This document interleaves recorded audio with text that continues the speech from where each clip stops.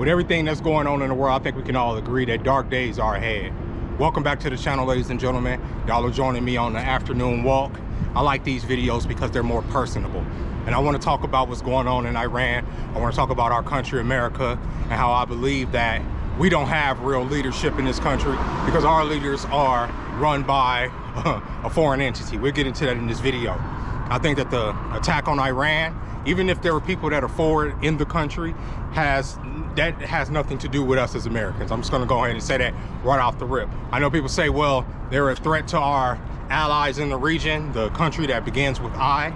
But once again, most Americans have nothing to do with that country or the things that they got going on or their enemies or anything like that, right? So our president and our government said that they launched a preemptive defensive strike against Iran. Preemptive defensive makes absolutely no goddamn sense unless, you know what I'm saying, there's an imminent danger to your citizens, okay? So that means if there's an imminent threat to the United States, then obviously you're going to want to have a preemptive strike so that that threat doesn't reach its target. But when you're talking about a preemptive threat for somebody that hasn't attacked you, and every attack that they've done has been in retaliation to these so-called preemptive defensive strikes, it makes no sense. It's gaslighting. And at every step of the way, our country has been the one escalating. And they can sit up there and say, well, they're trying to enrich uranium and they're trying to build nuclear weapons and all this other stuff. Same story that they sold us with Iraq. Same WMD bull crap that they sold us with there. But once again, our government, no matter who the president is in office, is not run by us. Us being the United States, us being the president, us being Congress. It's run by that foreign nation over there. That's why you get to see Netanyahu on TV addressing you as an American citizen, telling you what the dangers is over there.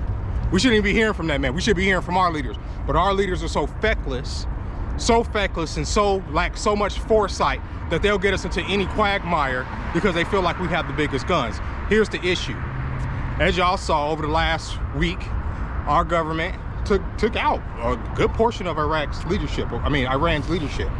Good on them. But I believe what they believed was if they cut off the head of the snake, so to speak, kill the leader, right? That all of a sudden Iran was just going to be liberated and they were going to welcome us in as, and like I say, we're repeating the same mistakes that we went over during Iraq. That's the same thing that happened then. You defeat the leader, you take out the leader, you take out their structure, and what, you believe that all of a sudden there's just going to be peace? That creates a power vacuum regardless. But that's not even what's happening in Iran. The people, a lot of the leadership that were killed were prepared to die, wanted to be martyrs, okay? So they already had people in their place ready to continue the campaign of striking into the heart of like Israel or into the heart, but they're striking Dubai, they're striking all of the countries in the region as a way to hurt the Western economy. They're striking at they already closed down the Strait of Hormuz. So oil's not going to be going through there. Oil prices are going to skyrocket across the planet, okay? Especially with diesel and a lot of crude. You're going to have, they started striking at a lot of different water purification plants in the Middle East, okay? Because there's not a lot of fresh water in the Middle East, all right? They thought if they killed the Ayatollah, whoever the fuck that man was, that all of a sudden, all right, Iran's just gonna fall, and this will be a couple weeks campaign. Once again, repeating the same fucking mistakes that they did in Iraq. Remember, once we took down Saddam, it's gonna be over. No, we was over there damn near 20 fucking years, right? 20 years. And Iran is a much more put together beast. You understand? Especially because they're being supplied with missiles from China, probably Russia, okay, as far as these hypersonic missiles that we don't have any defense for. This is short-sightedness. And the other reason I can tell you that it's short-sighted is because they have all these journalists and people stranded overseas right now in the Middle East. They didn't give them no warning. We struck at them Saturday, right? Saturday morning, I believe. They hadn't even put out a warning to get out their country by Saturday night. You understand? They didn't get the order. I'm talking about our journalists, certain non-essential or non-civilian military personnel. They didn't get the suggestion to leave the Middle East until Monday night. This is after Joe Biden got struck. They striking hotels over there. They done struck into the heart of Tel Aviv. They done struck into all these countries. Short-sightedness, because if there was some type of actual plan of this, and not all this ridiculous hubris, they would have got those people out there not expecting, okay, we're gonna be done with these motherfuckers in a couple of weeks.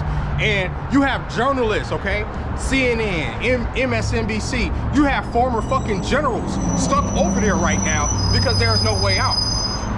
You have all these people over there stuck over there in Dubai. You have all these people over there stuck in the region because our government didn't give some type of heads up to like, all right, we got some shit going on. And a lot of people blaming those people like, well, why the fuck would you travel outside the country when this man is in office? Man, that you can't stop living your life just because you don't like who's in office. That's ridiculous. So what, every 4 years or every 8 years, when there's somebody that you don't like, you're just gonna stop living your life because it's a motherfucker that's stupid.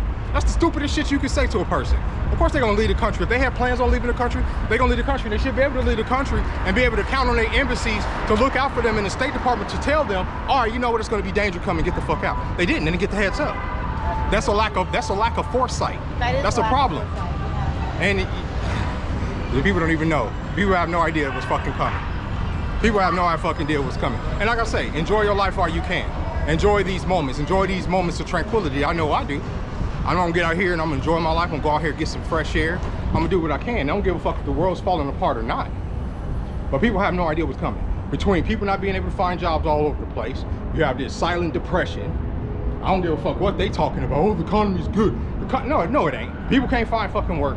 Economy's not good. People are fucking desperate. It's goddamn depressed. People don't know what they're gonna do. People don't know what the future is. You got the fucking so-called captains of industry telling everybody that AI is gonna take most of your jobs. No, there's no fucking that future shit is looking real grim for a lot of people. The long night is upon us, right? So hold everything. It's a girl on here. She made a video saying, hold dear everything that you love, like your job, your people. And I agree with her. Anything that you love right now, hold that shit dear, bro. Because there's no guarantee that there's a tomorrow that you can enjoy that. Your family, your friends, shit. Like I say, these basic little comforts, enjoying just the outdoors, being able to go out here, fuck off, have a drink, do whatever you need to do, right? Because the good times ain't gonna always be here, y'all. It's just the truth. The world is changing around us. You know what I'm saying? But one of the things we can do is we can prepare ourselves to deal with it in any way we can. You only can do what you can do. You know what I'm saying? You can't do nothing but what you can do. You know what I'm saying? What can I do? I can get myself in shape. I can get myself prepared. I can get my body ready. You know what I'm saying? Just in case I have to move. Just in case I have to move and shake. You feel me? Communications go down. Everybody's fucked.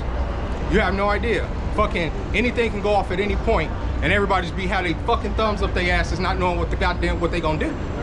Everybody just like, they just think that there's this protection over us, and that, oh, fucking Superman's gonna come and save the fucking world. And honestly, me personally, I feel like this Western world needs a wake-up call. Needs to be shown. It ain't all sunshines and goddamn rainbows out here in these streets. I'm talking about the world. We've been comfortable for way too long. That's why so many people are able to get online and have these stupid ass fucking takes about, oh, why would you ever, a man, what are these bitches saying? Oh, if a man is sleeping with too many women, he's gay. That type of shit. The only way you can formulate stupid ass fucking thoughts like that, the only way you can come up with stupid thoughts like that is if you got too much goddamn time on your hands. As if you've lived a life of privilege your whole fucking life, and oh, I got time to think about some stupid shit like that. That's stupid. So yeah, maybe we need a wake-up call. Maybe there needs to be something that's gonna shake everybody up a little bit. You know what I'm saying? Everybody's fucking spoiled. Everybody's fucking fat and weak. Maybe it's time to fucking, especially this, like I say, this new generation of young men, this effeminate bullshit, this fucking, that shit, maybe that they need to fucking get drafted and sent over there to fucking blow some motherfuckers up, grow some fucking hair on their goddamn balls. I'm not even trying to be mean, it's just the fucking truth. Sissies all over the fucking place. You know what I'm saying? And in this day and age, like, man, all that flip-flop wearing shit can jump off at any moment. Shit can jump off at any moment. You in motherfucking flip-flops. I know it feels good on the toes. I know the sun feels good on the toes. But if shit get moving, how the fuck are you gonna move? I'm sorry. I'm just saying, man, war is here. And it's the same script that they played before. And if you don't think they ain't gonna find a way to get young people into this shit, you're wrong. You're wrong. You're wrong. they will figure out a way. You understand? They'll figure out a way to get your sons and daughters to go over there. Even if they have to completely crash this economy or completely give this economy away to the machine, they gonna get our kids to go over there and fight some shit. They keep saying, there won't be boots on the ground, there won't be boots on the ground. There's gonna be some boots on the ground. This war ain't gonna end anytime soon. It's already freaking spiraled into a greater regional war, and it ain't no going back at this point, ladies and gentlemen. And maybe it's time to put a period on the end of this sentence, you know what I mean, that we call society. And with that being said, ladies and gentlemen, I hope you guys enjoyed this video. I hope you guys got something out of it. I hope you're not letting all this shit creep you out. It is what it is. The world has always been on fire. It's just that it's getting a little bit warmer, a little bit closer to home, a little bit harder to ignore, and that ain't a bad thing.